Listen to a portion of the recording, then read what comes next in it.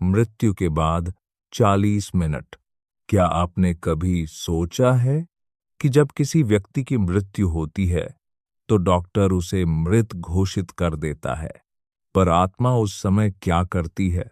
क्या आत्मा तुरंत शरीर छोड़ देती है या वह कुछ देर तक वहीं रुकती है, सब कुछ देखती, सुनती और महसूस करती है?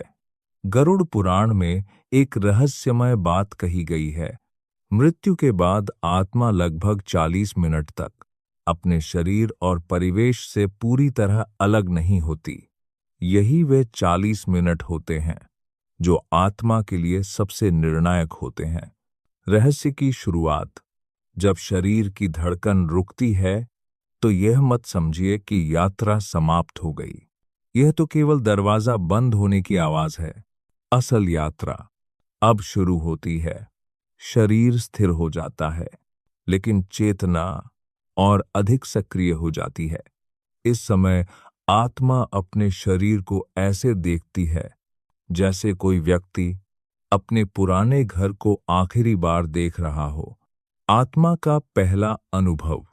गरुड़ पुराण कहता है, मृत्यु के तुरंत बाद आत्मा 3 प्रश्नों से घिर जाती है।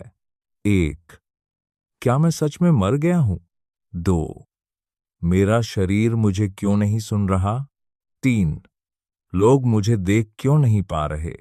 यह अवस्था अत्यंत भ्रमित करने वाली होती है। आत्मा बोलना चाहती है, लेकिन आवाज नहीं निकलती। वह रोती है, लेकिन आंसू नहीं होते। 40 मिनट का नियम।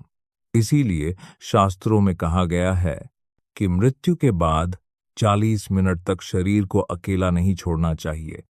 क्यों? क्योंकि उस समय आत्मा अपने प्रियजनों की भावनाओं से गहराई से जुड़ी होती है। अगर उस समय रोना चिल्लाना हो, अव्यवस्था हो, तो आत्मा और अधिक भयभीत हो जाती है। आत्मा सब सुनती है। एक बहुत महत्वपूर्ण सत्य, आत्मा मृत्यु के बाद भी सब सुनती है। जब लोग कहते हैं, अब क्या फायदा, चला गया, तो यह शब्द आत्मा को चुभते हैं। लेकिन जब कोई धीरे से कहता है, तुमने बहुत अच्छा जीवन जिया, तो आत्मा को शांति मिलती है। इसीलिए मंत्रों का जप किया जाता है, क्योंकि मंत्र आत्मा की भाषा होते हैं। कर्मों की पहली झलक। इन 40 मिनटों में आत्मा को अपने जीवन की पहली झलक दिखाई जाती है। यह पूरा जीवन नहीं होता, बल्कि वे क्षण होते हैं जहां उसने सबसे ज्यादा प्रेम किया और जहां उसने सबसे ज्यादा पीड़ा दी। गरुड़ पुराण इसे कर्म स्मृति जागरण कहता है। मोह और बंधन। अगर आत्मा का मोह बहुत गहरा हो, घर से, बच्चों से, धन से, तो आत्मा इन 40 मिनटों में शरीर से अलग होने से इनकार करने लगती है।